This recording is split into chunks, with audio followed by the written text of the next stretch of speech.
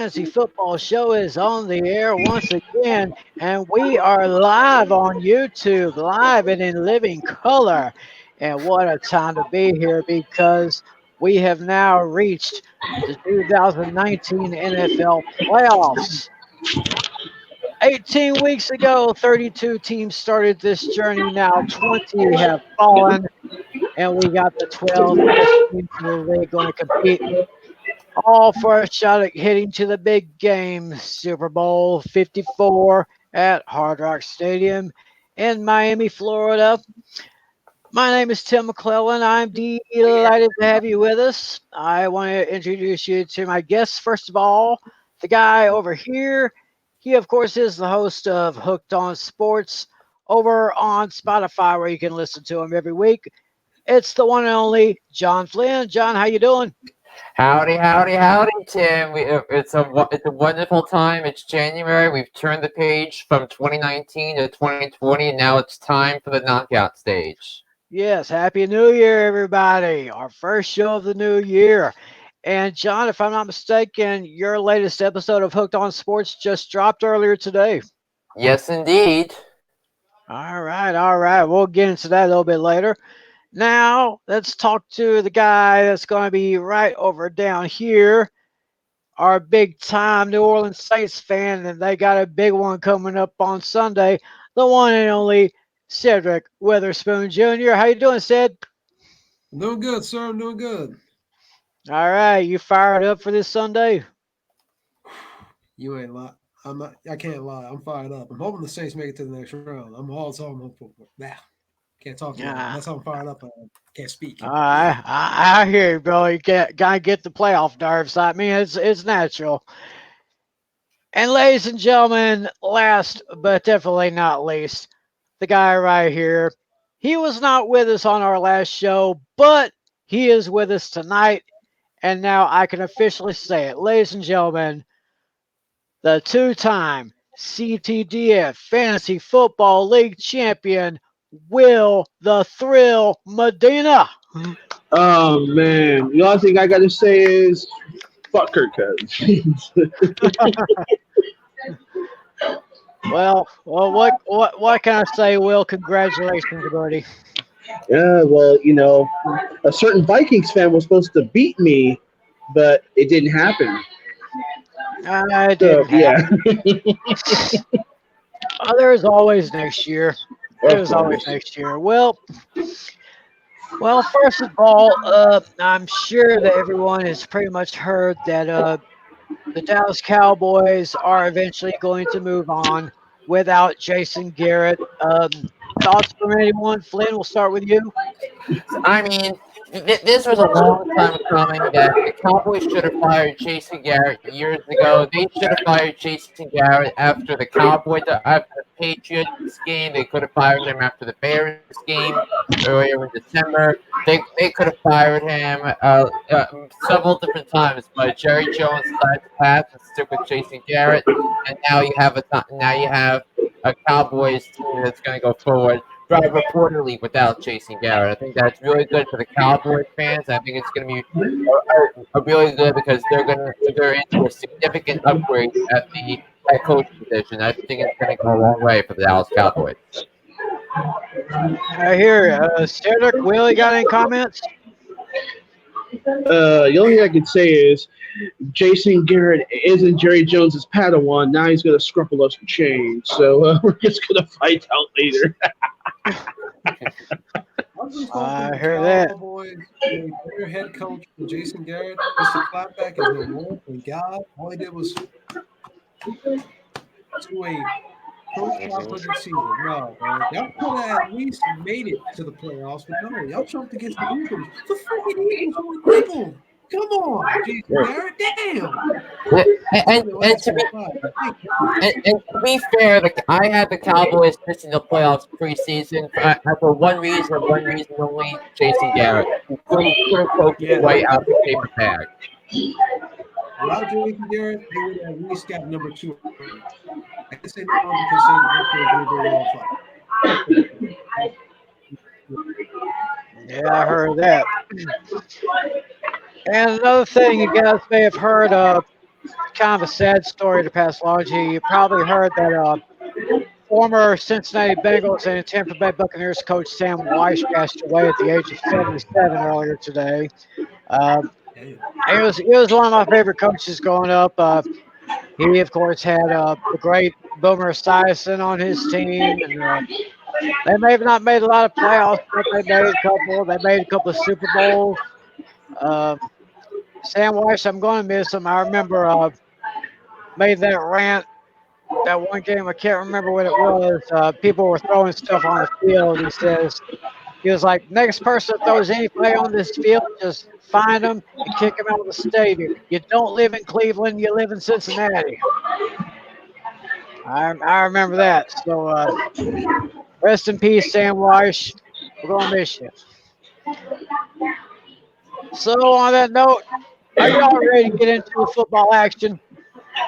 Yes, indeed. With 4 games, here we go. All right, here we go. Let's go to the first game. We got 2 games for tomorrow, Saturday, 2 games for Sunday. And oddly enough, both games tomorrow is the AFC wildcard playoffs. First of all, we're going to talk about the Buffalo Bills against the Houston Texans. It's going to be played over at Energy Stadium. I guess that's what they still call it. And looks like the Texans, let me find it here. Texans are 2.5 point favorites in this game against Buffalo. So, Lynn, go ahead and kick us off. What do you see here?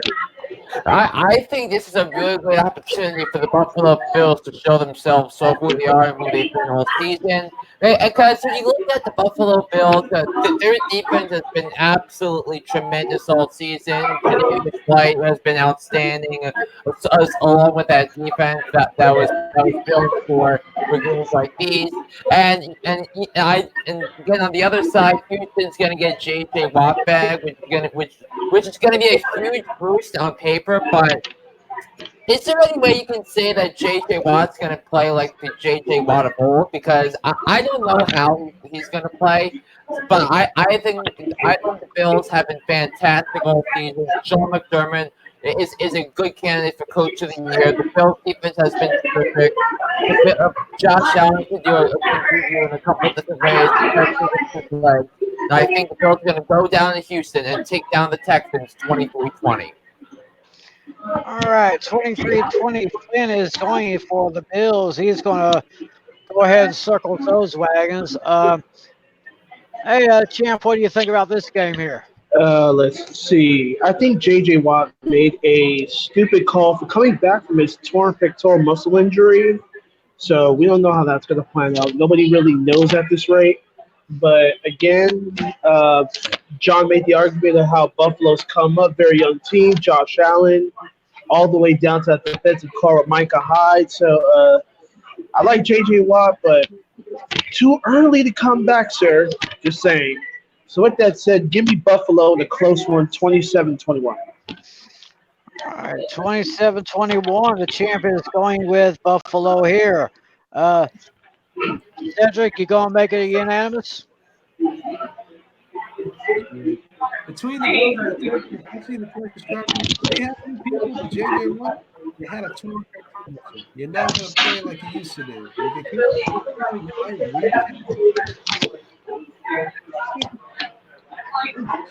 I mean, they played the run the past 2 years.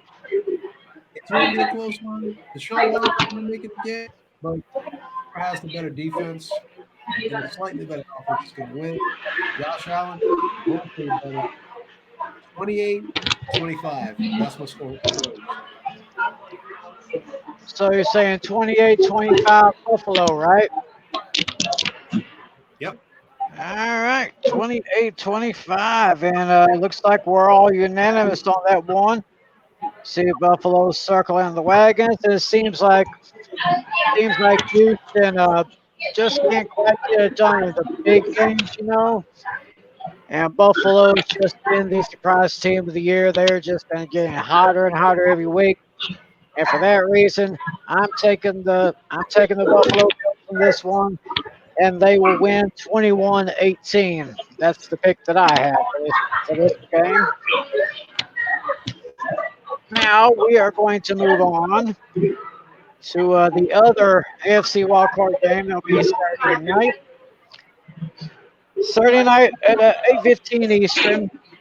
It is the Tennessee Titans going to Foxborough, Massachusetts, to take on the New England Patriots. The Patriots are picked by 5.5 on this one. So Flynn, start this one.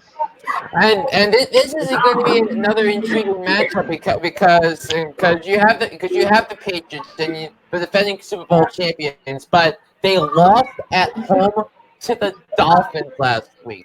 So you could easily have won that game against the Dolphins, and then you didn't have to play this week. So I don't understand how Bill Belichick approached this on Sunday, but you got to give Brian Flores and the Dolphins a lot of credit for going into New England after the 43-0 debacle in week number 2, coming back in week 17 to play playoff spoiler and taking down the Patriots. But that's for a whole different story.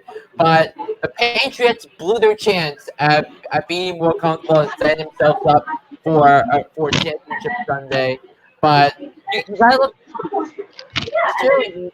But the Titans have been fantastic all season. I picked them preseason to make the playoffs. Derrick Henry has been unbelievable all year. He won the rushing title. Yeah, he's been outstanding. Ryan Tannehill has been a top 5 quarterback since Mike Vrabel put him in as a starter. Mike Vrabel's a coach. I'm gonna take the better team, and Bill Belichick's defense hasn't been particularly great at this portion of the season compared to what it was in the first half, where it was like all-time great. But I think the Titans overall, I think they're the better team. I think they're going to go into New England. I think they're going to take down the Patriots. I'm going to say 27-23. Tennessee upsets the Patriots. Oh, that is a good one right there. I probably would not be surprised to see something like that happen. Will, you got something to say about this one? First of all, what are you drinking, and can I get some? What are you drinking? Look around me. Did you see any drinks? You hiding it somewhere. But anyway, Okay, I around. before I make my score prediction, Tim, I would just like to say rest in peace Marcus Mariota's career. I think he's done in Tennessee after the season. They're going to either release him or trade him because Mariota, as we probably all well know, was supposed to be the quarterback of the future. Then that interception count pretty much hurt the way for Tannehill to take over. The stats are right there. And Patriots defense have took a slumber. Oh, yeah, if you guys ever heard, Kansas City wants Ryan Fitzpatrick to go to Arrowhead to hit the gong. So they owe him some barbecue because Kansas City would not be at the number 2 if it weren't for Fitz magic. So let's put that on record. Right. But this is New England's game to lose. They have been slumbering down, like John said. Pretty good point here. And, DH22 has been doing it all game long. So as much as I hate to say it, first round knockout for New England. Tennessee 31, New England 23. 31-23, the champ is taking the Titans on this one. Well, I am seeing some very interesting stuff here. Cedric, what do you got? I'll tell you like this. Now, as long as getting the greatest amount of guys, you're going to get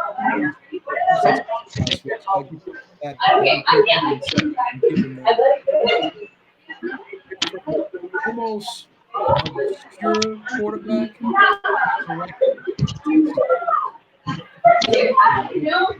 Then Garrett into the record of a running game. Make it tough. We didn't even talk about this man. Check out videos on YouTube. So you call him, oh, Henry, because every time you see him coming, oh, Henry's coming.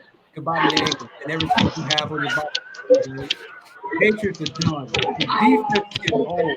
It's done, man. Done. No Brady. But that arm's going to get weak. Like your body and everything else. Get no nice former Randy Belichick. You're not going to do it. The Titans, it's coming in. It's not going to be able to suffocate the Titans. That's it. Titans over the 28. Okay, I couldn't hear you because I think there's some commotion going on Will's side. He is live somewhere. Yeah, So I'll say it. Yeah, Titans yeah. over the Patriots, 31-28. There we go. All right, 31-28. There, that's got you. Well, it looks to me as if you three guys probably know something that I don't. Because yes, Tennessee has been great for at least the latter part of the season. Ryan Fitzpatrick seems to be seeing some new life there. That's Tannehill. Oh, Tannehill. Yeah, they're both named Ryan, and Yeah. that's probably why I confuse them. Tannehill seems to have found some new life. Mariota, yes, I think his time is gone. It's so sad to see those two guys that were drafted in the same year, Jameis Winston, Marcus Mariota.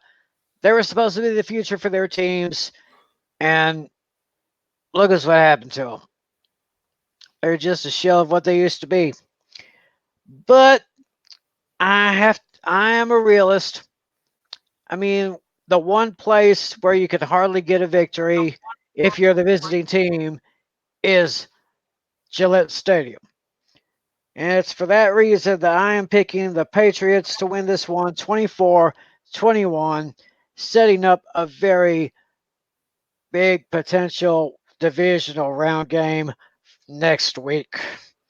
So, and I think to your point, Tim, with the Patriots defense, I don't think A.J. Brown is going to be the reason Tennessee would win a potential matchup, because I think A.J. Brown would be matched up with Stephon Gilmore. But I think the Titans' offensive line is going to be a huge mismatch in this game, particularly when you have a power back like Derrick Henry running the ball. I expect Derrick Henry to show up, and I think Tannehill is going to distribute the ball in terms of trying to get the ball away from Stephon Gilmore, because he was a first team All Pro, and I think they announced today he was first team All Pro, and he deserved it. He's been outstanding all season in terms of creating takeaways, turning the ball over, and I think it's not going to be A.J. Brown. I think it's going to be heavily reliant on that running attack, but I think Derrick Henry is gonna have to show up, and I think he will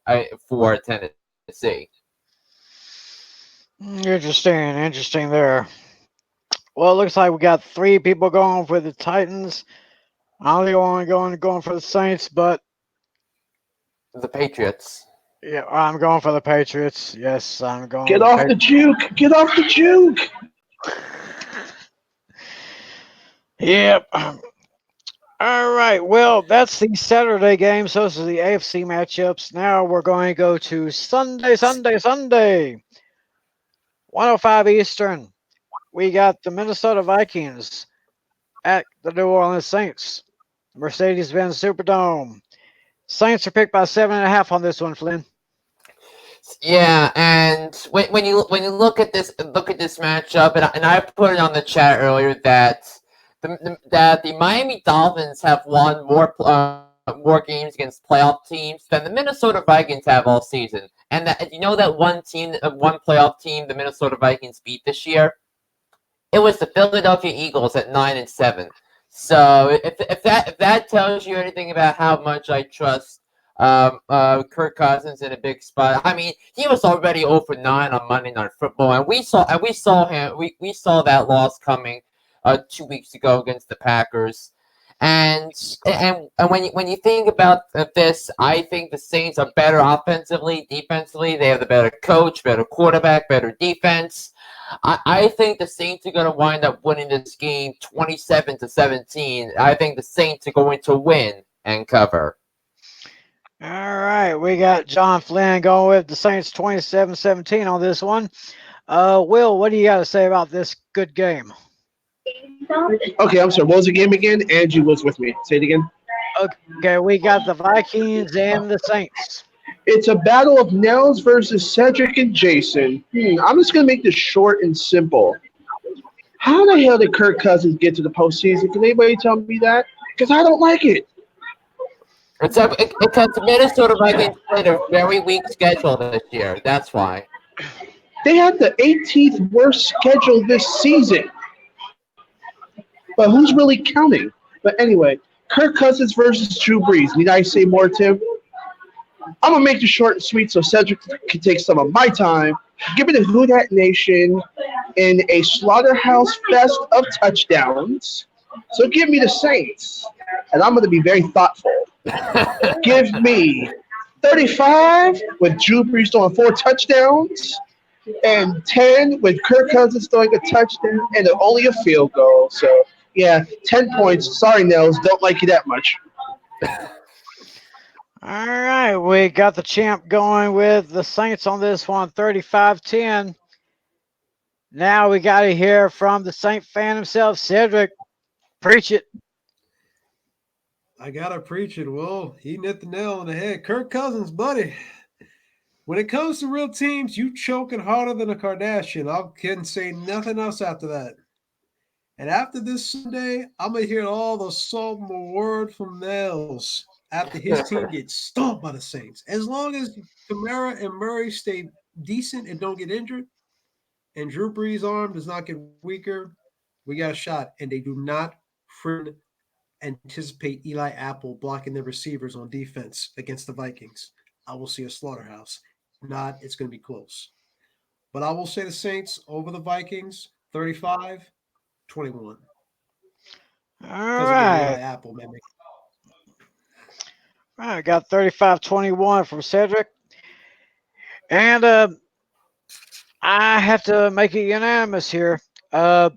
I'm telling y'all, there is a new bad man in the NFL. His name is Drew Brees.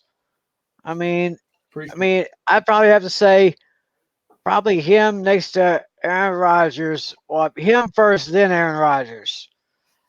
But and Alvin Kamara, as long as he's healthy, he'll tear you down. He'll get through those defensive secondaries like you wouldn't believe. If Michael Thomas stays healthy, I can see him getting a couple of touchdown catches. And I am going to go ride with the Saints. Who Dat Nation? Holla 31-20. And by the way, since when did Alvin Kamara start playing like an elite running back again? Because he went like 3 whole months without scoring a touchdown, and then the last 3 weeks he's gone off. How did that happen? I'll give you 3 things, Flynn. Airheads, beignets, and rehabilitation. Good one. Good one. I He's would, also still young, so you got to put that in perspective. If they're young, they bounce back. yeah, I got you there. So all of us are rolling with the Saints on this one.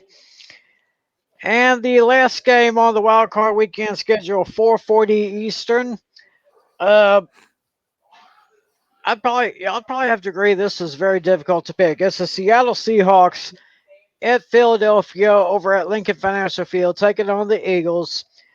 And the Seahawks are only given 1.5 points on this one. Flynn, what do you think? So we predicted 256 games against 256 games straight up all season, and we've already done we're doing 4 games this weekend. This to me is the hardest game I've had to pick all season because there's so many reasons you can take Seattle. There's so many reasons you can take Philadelphia in this game. And I thought Seattle outkicked some expectations going 11-5 this season and Russell Wilson has been absolutely fantastic all season, and Seattle's already beaten the Eagles in Philly this year, and Seattle's been battle tested with the crazy games against the 49ers with each team winning on its enemy turf. And you look at Seattle with Chris Carson going down and then bringing back Marshawn Lynch for the Sunday night clash with the 49ers and him scoring a touchdown. But I'll give you my reasons why I could take the Eagles with Carson Wentz and the tremendous ground attack and him being battle tested all season. Guys, I think I gotta take the Eagles. I just can't pass up on Carson Wentz right now with the way he's been able to play. I I really wanted to take Seattle, but I just can't pick against Carson Wentz right now. He's been absolutely fantastic. That he first NFL quarterback ever to have a 4,000-yard season without a receiver having 500 or more yards. I just think Seattle's defense has been suspect all season. We saw that at times, especially in the second half. And I think the Eagles are going to win an offensive shootout, and they'll take down Seattle 31-30. And I think it's going to be a very tight game. But I'm taking the Eagles 31-30 over the Seattle Seahawks. Tim? Sorry, I had my mic muted here, but yeah, I can understand this was a difficult game for me to pick. Will, how difficult was this for you? Okay, first of all, you're one of the boldest people to put that game very close, John. You're bold. I'm gonna say that right now. You're too damn bold. And second of all, did anybody see the way Tyler Lockett got hit in the fourth quarter? He looked like a rag doll when he got hit. The three-headed dragon known as Carson, Rashad Penny, C.J. Proswise, down. Marshawn Lynch only had 37 yards that game against the 49ers. Let's put that 37 yards, gentlemen. And that did not mean a damn thing. Now, John was right about Philly, though, but Eagles are also having injuries. I guess Flynn forgot to mention that part. Aguilar's out. Sproles is about to retire. Alshon Jeffrey, Lord knows his injury. But the Niners are probably rooting for Philadelphia here. So it pains me as a Niner fan. But I have to join Flynn on this one. This is my CTDF upset lock of the week. Philadelphia 35, Seattle 30. It doesn't matter who the receiver for the Eagles, as long as Carson Wentz plays well. Philly has a great shot to win football game. Wentz has a better pocket control presence than Russell Wilson, though. So that's my lock, 35-30, Philly over Seattle. So Niner fans all over are waiting for Seattle to lose. And also you got to figure that remember during the Eagles Super Bowl run, all three of their games in that championship run, they were the underdogs, including the two games they played against Atlanta and Minnesota at Lincoln Financial Field. I think that bodes well for Philly and bodes well for Doug Peterson. He's been fantastic amid all the injuries this year. And the fact you guys got Miles Sanders, this rookie for Philly, has taken over very, very well for Jordan Howard. So this is Philly's game to win. Too. And Boston Scott, too. I mean, it's unbelievable what the job Howie Roseman did with all the injuries this season, and I'm sure the Eagles are going to make changes in their training staff and their athletic training staff. But sensational job by Doug Peterson this year. Yeah, I definitely say that's a sensational job. So we got the champ going with the Eagles fly, 35-30. Cedric, how do you see this one?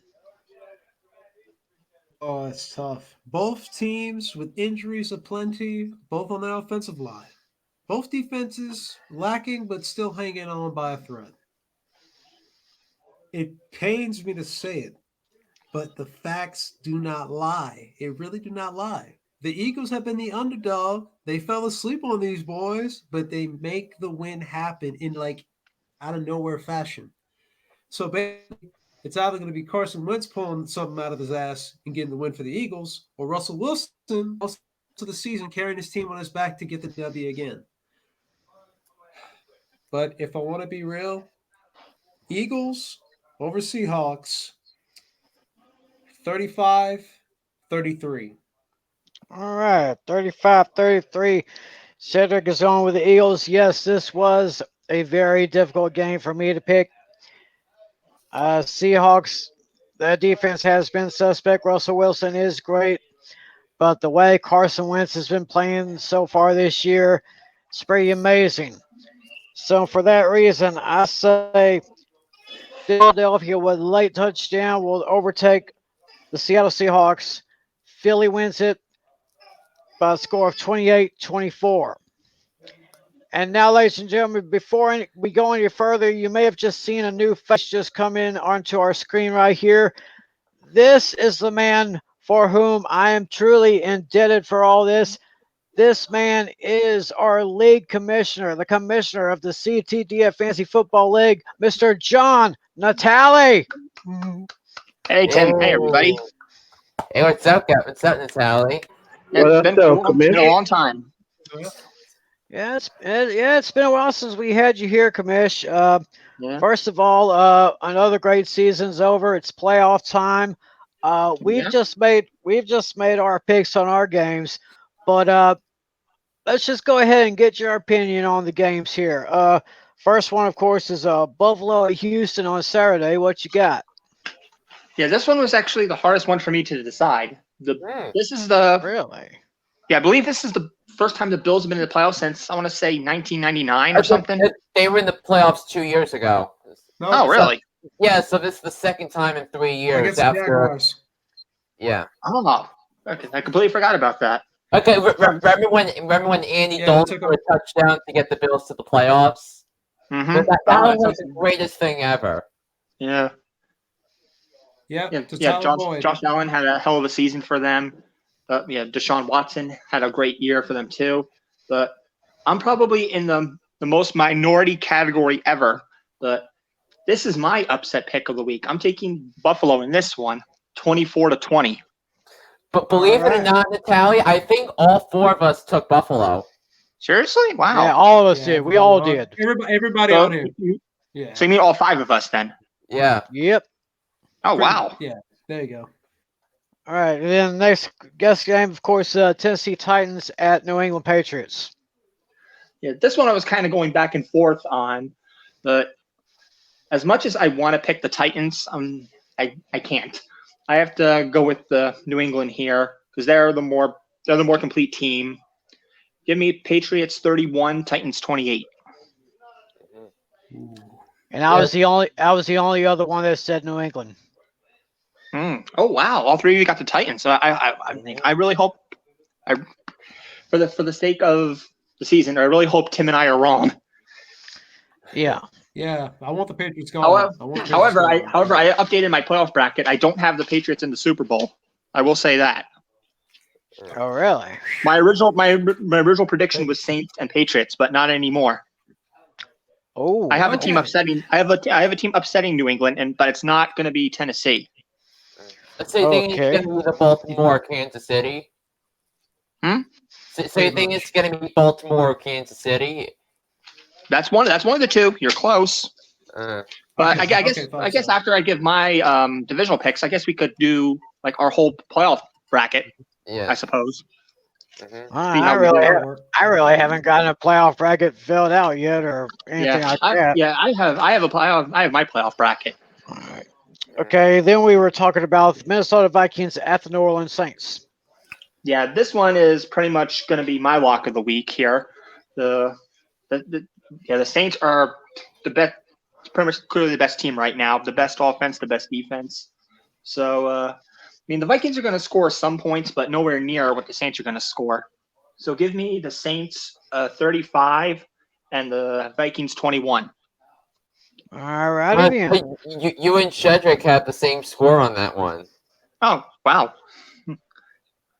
Yeah. Are we unanimous on the Saints? Yeah. Yes, we are. And the Saints are 7.5-point favorites, and we all have the Saints covering the spread as well. Ooh. Yeah, they're going to cover it. And then this last game that we just talked about, Seattle at Philadelphia. Yeah. Yeah, I was listening to all you guys on that one. Yeah, this one was actually a pretty tough one too. I mean, the Eagles barely won the division; they barely got into the playoffs. So, I mean, if for some reason they get past the first round, I don't think they're going to get past the second. But I'm in the minority here. I'm probably the only person who's doing this, but give me the Seahawks in this one in a very close fashion, 24-20. Uh, I'm in agreement with all of us to be close. That's all it is. It's just gonna be a close game. Yeah, yeah, pretty much all of us went with Philadelphia. I'm the only one with Seahawks on this one. Yeah. Yep. Yep. And the That's fine. Seahawks are 1.5 But point it worked. favorites. Yeah, so I'm the only solo pick of the So week they here. will cover the spread. Yeah. Yep. Basically. And Well, that's stranger and, things have happened. and by the way, Natalie, before we began, we were actually talking about the fact that the Cowboys will move on without Jason Garrett. Your thoughts on that? Yeah, I pretty much knew it was coming. Yeah. Yeah, he hasn't gotten the past I think the first round in a really long time. Yeah. I mean, like I said, Garrett should have been gone years ago, probably after that third straight 8-8 season that they finished that year. Mm-hmm. He should have been gone then, but Yeah, I wonder where he's gonna go. Yeah, somehow my gut tells me the Giants, but I hope I'm wrong. I don't. Chasing Garrett is not on the Giants. Is not on Dave Gettleman's list. Oh wow! All right, I guess that's a relief. Yeah. And speaking of which, have we talked about the Browns firing Freddie Kitchens yet, Tim? no, we haven't. Yes. Oh, I knew that was coming. I knew that shit was coming. Freddie Kitchens. No, wait. Yeah, it gets more. There's more. There's more. Yeah, I honestly don't agree with the firing. You have to? Yeah, he had no idea what the hell he was doing as a coach. Yeah. Natalie. Yeah, in all honesty, I kind of don't agree with the firing, but I'll say why. Because technically, he inherited the team from the other guy, so that's not technically his team yet. Hugh Jackson, yeah. Yeah, because he inherited the team from Hugh Jackson. They didn't really get any new players after he got fired. Odell Beckham Jr. they got after they hired Freddie Kitchens. Oh, yeah, true, but I'm saying as in general, most of the players were inherited from him. Yeah, but that's usually my scale. Like I usually give the first time managers two chances because technically they're inheriting a team. So usually if the first season goes bad, I usually give them a pass. That's understandable. Speaking of OBJ, I don't see him coming back to Cleveland next year. You think he's gonna get traded? He'll be either get traded or he'll be let go. Somebody will pick him up, but he says he wants out, and I'm tempted to believe him. I don't blame him. In fact, if it was up to me, I'd just blow up that whole franchise and just start again from the ground up. Yep. Yeah, well, I actually had them winning the division this year, and that was a total bust. Yeah. I'm pretty sure everybody had them. I'm pretty sure everyone had them winning the division at the beginning of the season. Yeah, and the reason why I didn't pick Cleveland to win the division was precisely because of Freddie Kitchens. That when you look at the talent, especially to Baker Mayfield coming off the tremendous rookie season he had, and then the Browns adding Odell Beckham Jr. in a trade, adding Kareem Hunt in free agency, who came back in the second half. And what the Browns have been able to do defensively over the last couple of drafts, but I mean the Myles Garrett suspension really hurt Cleveland, but the defense was still pretty talented enough to keep the Browns in some games.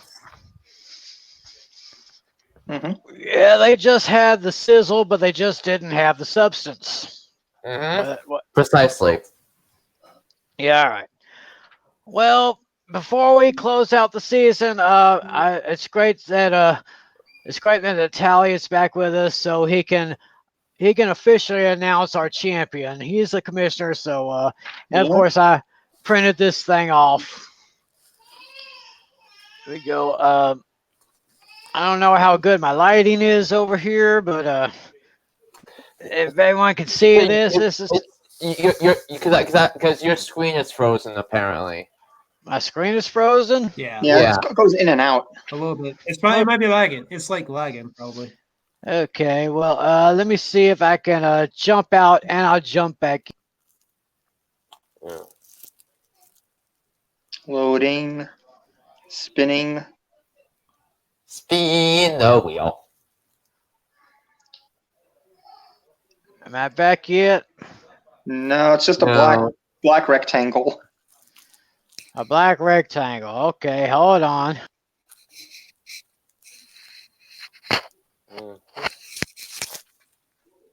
Here.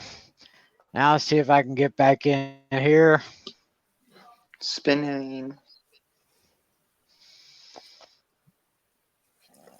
Well, y'all see me yet? No. Nope. Oh boy. I'm sorry. No, go on, Will. I'm sorry, Tim. You look like Nels' depression on your screen. Oh, good lord. Oh, well, Good that might be lord. a premonition of what we may after. Yeah, and also, by the way, the Oh, Giants well. fired Pat Germer. That in case anyone didn't hear that. I saw that coming. Yep. I kind of figured that was going to happen too. Yeah. Apparently, they're you're interviewing going Mike McCarthy. 2-what? So that they Jesus. started like 2-10, 2-11, I 8? believe. 2-11. Ooh. Yeah. Yep. That was disappointing. Yeah. Yeah, I'm gonna post my NFL my playoff bracket in the That's chat right. here. Yep.